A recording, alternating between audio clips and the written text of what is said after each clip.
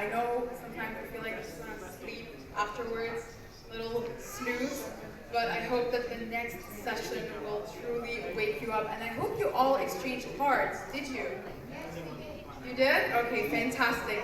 I do encourage you to sit next to somebody new that you haven't sat next to the previous session, so you can get to know each other a bit more. And now we have an invigorating session to wake us all up after our lunch.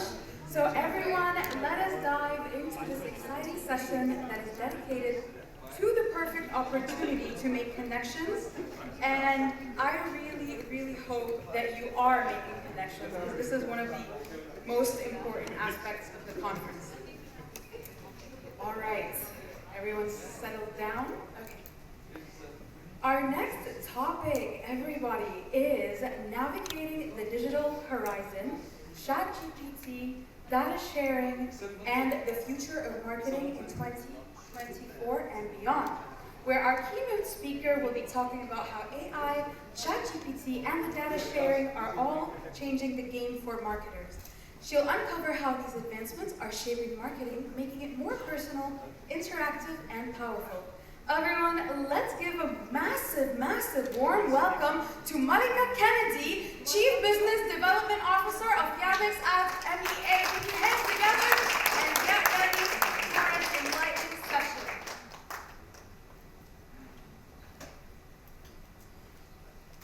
Thank you very much, everyone. How are you doing today?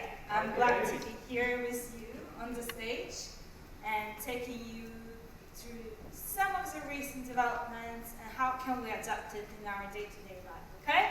My name is Malika and I come from Yandex Ads. Yandex is a huge corporation that started back in Russia at the back of the search engine, and now we are a huge ecosystem of different apps and services. So we care really much about data, we care really much about AI, and therefore we feel we have a good grounds to speak about it. So before we dive into the future, I think it is important to kind of take a step back and look at where it all started. And when it comes to the first type of advertising, it was very simple. Back in the ancient Greece, at the market, people attracting users and customers to buy their product. Then it evolved a bit, and you started seeing some emerging brands. People having their names, having their label, and they started advertising with it. And what happens next? As a first official branding, where it spoke of quality. That was a trademark. And here you can see very simple ones. The first edition with a clear sign of what the trade and service person was doing. Then you have the first paper, the manual lender, and so on. And what happened next? The print revolution. And once the print revolution happened, the exchange of information and distribution became very different. The data became accessible with newspapers, advertisers started to evolve, and after this, it was becoming even faster, the mass media revolution. And by the way, I love that era. If any of you are fans of Mad Men like me, I really much adore all of the references to great characters of the past, where people love to see advertising, and the advertising on TV was an art filled with creativity, innovation, and a single ad could really double the revenue of a company. But then, of course, the 20th century also marks the dawn of radio and television advertising, because next comes the internet revolution. And here, by the way, is the first ad that was placed on internet network. Very simple, very straightforward, just saying, hey, why don't you click here? And you will, right? And as ads have changed, so did the users. From the first type of interest looking for the products and looking for the service providers, it became less interesting, and people started looking and saying, that's nothing new coming up in the announcement section today, to where we are now, where we're bombarded with thousands of messages that come into our mailbox, that comes into our day-to-day interactions, internet, on TV, on social networks, and make it very hard for advertisers to cut through the noise. Because consumers, they don't want to watch ads anymore. What they want is value. So how do we deliver value to the advertiser, to our users today as an advertisers, is by using some of the new technology. And now, what we want to uncover is what are the best uses, but before we start, it's important to know that even today, 80% of the marketers throughout the world said that some sort of AI is already part of their marketing activities. 88% of the marketers said that AI really enhanced and personalized their customer experience across different channels, because it all comes down to three main pillars. It's human centricity, it's nativity, making sure that the app is within the context. It's all about the right moment, right audience kind of stuff. But most importantly, it's all about personalization. Because currently, what we do, well, really, all of us engage with AI in one form or another. 70%, for example, what we see on Yandex of different campaigns have been managed by AI. And this is your bidding strategies, this is your budget optimization as such. When it comes to the production of assets and creating materials, we see that we already use it for different headlines, slogans, descriptions, images, and sometimes music and videos.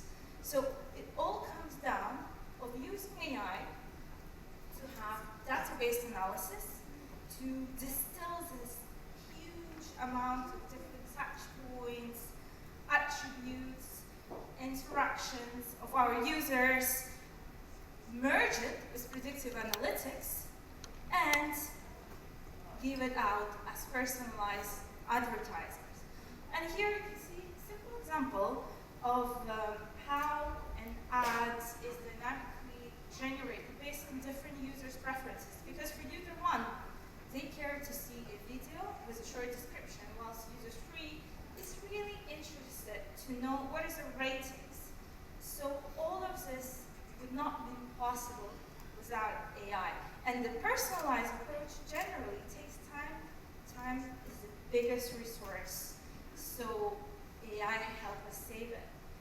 So 90% of all internet content is predicted to be generated by AI in 2026.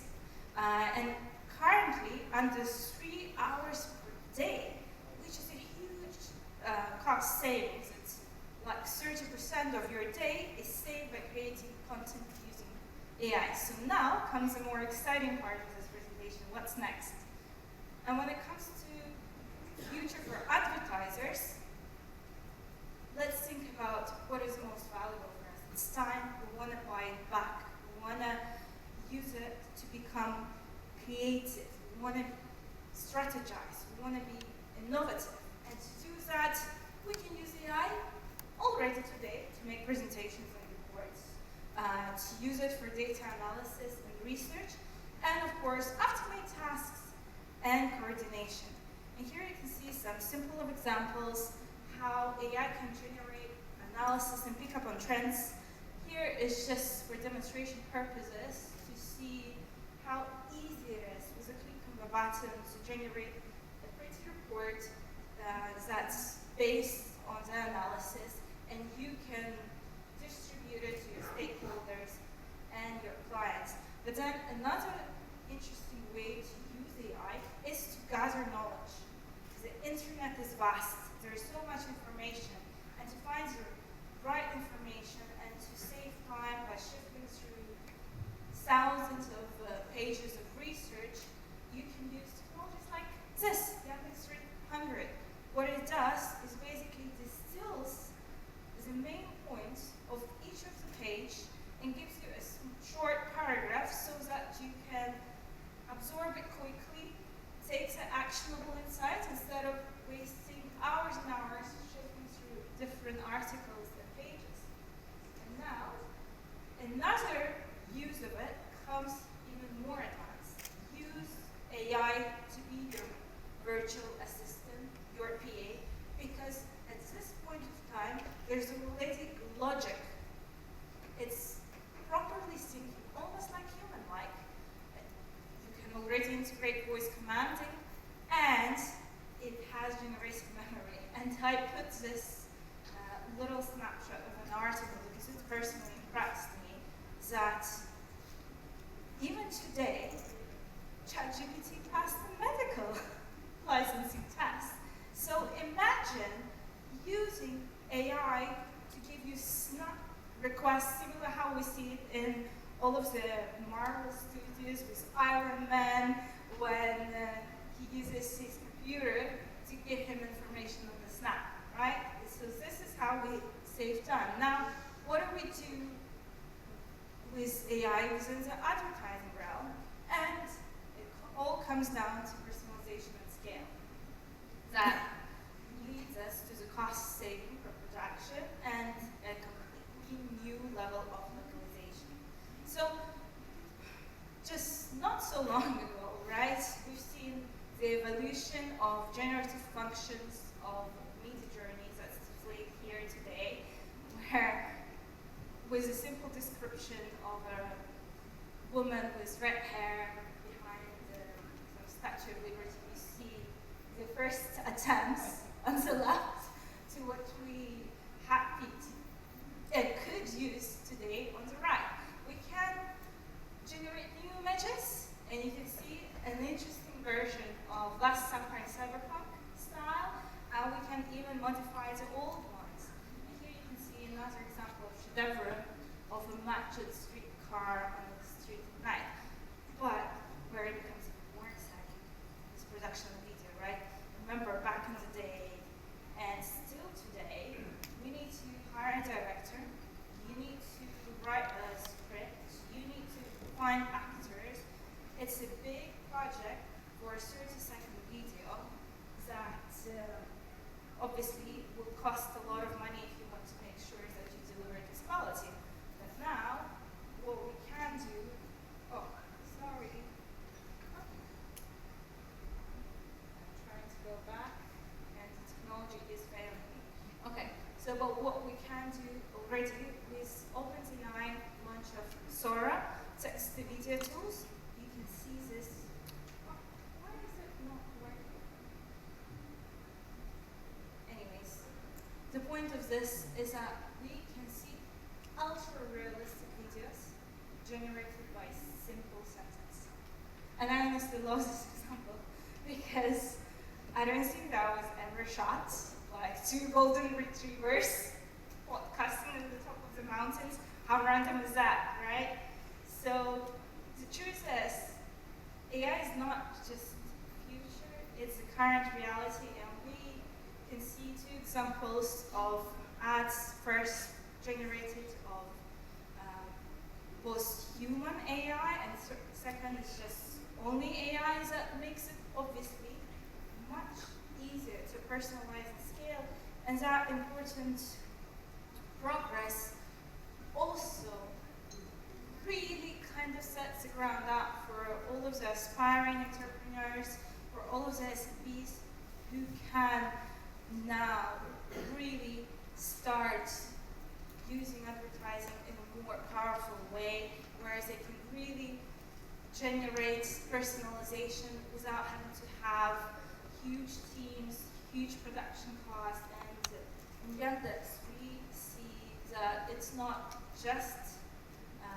effective, it's also efficient, because we see up to 5% more versions were generated because of the use of AI. And generating visuals have never been that easy. It's not just the dynamic ads that you have distributed on your programmatic, on your social media, and it's also could be used in your website and so on. Here you can see some of the examples of assets generated for a flower shop. And now, when it comes to Yandex, we see that already 25% of all impressions have been generated by AI, and we see that 2/3 of all the budgets have been consumed and managed by AI. This is because we might not even realize it today that we all use AI in one form or shape, and here you can see some of the examples. All of us already do Facebook advertising, Instagram advertising, Google advertising, and all of that comes down to simple things that make our life easier. And when it comes to the entire ecosystem of Yandex, you can see a lot of different apps here on the screen, and we use AI almost in every app and service that we provide to our clientele. And now comes another interesting trend that I personally love, because at some point when I was managing performance of global Etihad Airways campaigns, we had those 24-hour sales where we've got the briefs just the night before, because commercial teams have to define the prices very late. And we had to stay, and I remember it was 2012, all night till 5 a.m. to be able to launch ads in 19 different languages, because it had to be accurate. But now, you have technology for it. And for example, here, you see a beautiful technology that we have developed, which basically takes an audio of a video, transcripts it into the text, cleans up the text, translates it, and then uses Visualizer to translate it on the fly. It's as good as a real-life interpreter. And I actually being part of For nearly 60 years, astronauts have been looking на Землю из космоса, и все это время делают фотографии. They've been shooting photos. Они делают это почти ежедневно с ноября 2000 года, когда Международная космическая станция стала постоянным домом для астронавтов. Yeah, I found it personally super impressive, because I come from Kazakhstan. My husband is Irish, and what happens is, when there is a family gathering, I became a live interpreter, and I have to, while everyone is enjoying their food and eating, talk instead of everyone translating every sentence from Russian to English. So next time I'm gonna just bring this and say, Mom, please use this, because I'm gonna have another gathering today where I will have to entertain. So I'm happy to bring this into the table and say, guys, here you go. Please let me enjoy my dinner. And when it comes to other trends and voice, you would be surprised, but 27% of all of the transactions started from a voice search in the US. And it's estimated that 30 billion will be the value of the global speech recognition market. And why is that, you may ask, right? You don't realize, but there's a lot of voice in our day-to-day lives today. So you have mobile app integration, it's your Siris, it's your Alexas, it's all of those assistants that we use in our day-to-day life. It's voice in the gaming industry that making experiences more immersive. It's the smart displays, it's the individualized experiences where it's no longer just in the realm of digital, where we interact digitally with our clientele, but it moves to offline as well, where that transition between offline and online is completely seamless. So here on the screen, you see an example of our virtual assistant powered by Yandex AI. Here we're just testing her under the name of Yasmina. She speaks Khaliji Arabic, understands all of the major dialects, also understands English of course, but back in Russia her name is Alice, and she is brilliant. I actually made my husband to bring her all the way from Kazakhstan as a present for the 8th of March. 8th of March is a big deal in CIS countries. And why I did this? Because I needed another Russian speaker in the house so my children can learn it too. And it worked. And the funniest thing about her is that she's very witty. She is making jokes like a woman. The other day, I was just saying to Alice, why don't you repeat the pronunciations of these words? Because I wanted a secondary kind of support for my 3 and 2 years old. And her response really took me into shock. She's like, no, I'm not gonna fall for this. You're gonna rhyme it with something nasty. I don't believe you. And she kind of started cracking jokes with me. So we don't realize how much voice affects it because the search and the ways that we interact with technology and how we look for information becomes so much easier because now AI helps us to define the real intent behind the meaning. I'm not sure if you picked on this, but the first one is a dwarf carrying a volcano kind of movie, and everyone knows which one is it. Another one is even funny, is Jack Nicholson gets robbed, right? So having to understand how users are interacting and what ways they're researching really shapes the way forward for the voice, because it's no longer just typing, it's all about speaking to the different technologies. And another cool example that I want to reference is this completely AI-generated NPS character that you can have conversations with. So in the game, you go to, let's say, a bar, or in this case, it's a ramen shop, and you started to have a conversation with AI-based character. And this kind of experience, making gaming industry even more immersive, even more personalized.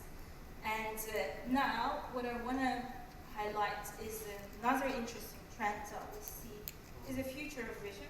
Everyone has been probably exposed to the hype of Apple Pro Vision, but now, how will it help us? Is it a strength? Is it opportunity? How do we deal with this? What are the next steps and implications? And personally, I believe that soon those wearable devices become lighter and easier, so that we can have experience like no other in our day-to-day lives. So, for example, in the implications of e-commerce, you can have immersive experience at home, where you can try different garments, style it, see how it looks, instead of what I do now, which is like I order 5 different dresses and send 3 back. And because I don't know, will they work with my skin tone? Will they work with my complexion? But here I can try them out, at least virtually. And another way to integrate is obviously interior design and all of the furniture types shops, where you can come to your new place in Dubai, they're all come empty. There's no furniture whatsoever. And you come in, and you can start styling it, see all of the items, like the table and sofa, in real dimensions, and see if it fits, actually. Because otherwise, what you would have to do is to read the dimensions, measure it with a meter, and see if it will work. But here, with the help of AI, you can actually play almost like a Sims game. I don't know if any of you play Sims. I was a big fan of it back when I was a kid, and what I loved the most was decorating the houses. So now we can do it in real life. That brings shopper the experience of the showroom back at their house. So now, after all of this, a very legitimate question arises. So what about the data privacy? What about our protection. And recently there are a few emerging trends that we as marketeers, as corporations, have to really take with care, because there will be even more confinement and stricter enforcement when it comes to privacy regulations. Now, a lot of the corporations have to rethink the business models in response to that. There's a lot of concerning quests to make sure that internet is a safe space for children, making sure that our generations that are born with internet and are being growing up in it have the right protection, because they are not like us, where we grew up and then emerged and evolved into the internet era. So it is important to constantly keep track on this, make sure that we treat our data with utmost responsibility and care, because it is very important for users and corporations, because now the world is changing. How do we, as marketers, navigate it? How can I make an effective advertising when the cookie is gone? And the truth is, it is not, first of all, food gone. There is some element that we didn't expect when this first cookieless world emerged that happened, is that users, they want to have relevant advertisers. Some of them do opt in to share their data, and another way to see this is using a lot of technology to merge the data, so it will still be anonymous. The user is protected, while you can still have the signals important for us as advertising marketers to address the user in the right way. And another very important trend that comes from it is the fact that the data is mutable, right? So what it will lead to, and it's already happening today, that there will be more and more data partnerships between non-competing industries and organizations, as well as mergers and acquisitions, driven by the data value. Because who has the data? That organization obviously has an immense advantage to the rest of the market. And we, for example, in Yandex, we've seen just like 100+ apps and services that we have within our ecosystem are already following this trend. And therefore, you've seen that some of the businesses have been added through the portfolio over the years, because we understand that it's only first-party data that can give us the full advantage to really know the users and to really give the value to them and to give the value to our clients and advertisers. So, next question that I want to raise here is like, what about us? Is AI helping or replacing humans? And the truth is, it's helping. We are emerging from just Homo sapiens, Homo smartphones that we're in now, to Homo copilotus. Because AI is not to replace it, it is to help it, because it's all us and AI. And here's the list go on of all of the different professions and functions and different aspects of the business that AI can help us with. Because we know the work, we know the processes, we know the business, we know the clients, and how we can make it better is by ingesting the right data, setting up the right algorithms, and make sure that the neural networks work for us. So this is it. Thank you very much. Hope you enjoyed the talk today. And I still have 2 minutes, so in case you have any questions, I'm happy to answer them.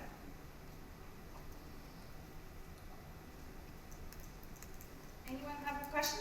Oh, okay. Alrighty.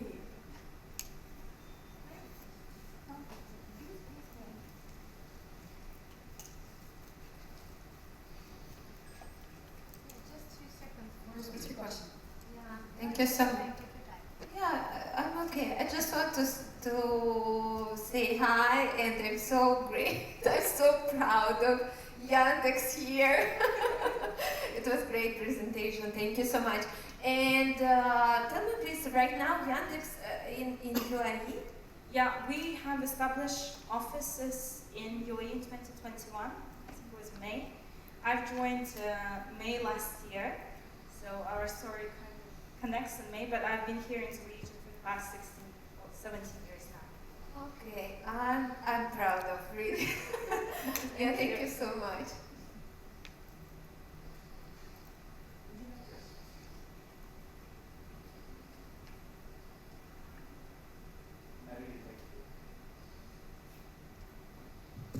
Really thank you. Thank you.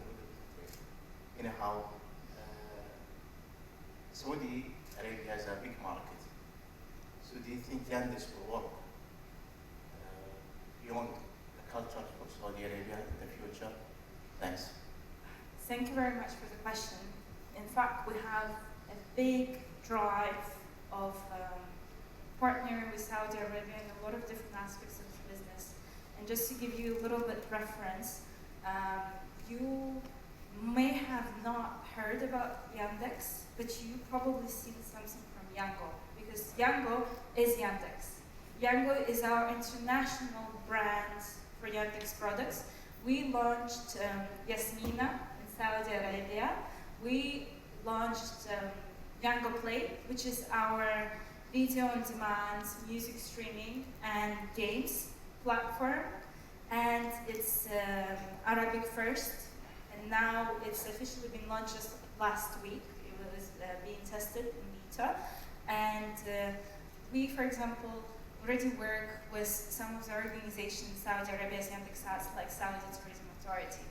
So I believe there is a long road ahead of us in terms of future partnerships. We have a lot of different products, and we're really looking forward to properly bring it to the market of Saudi Arabia.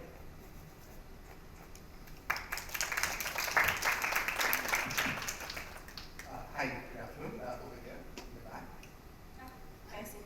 Good afternoon. Thanks, it was a very interesting presentation, and I think AI is playing an increasingly major role, particularly for us in the agency side of things.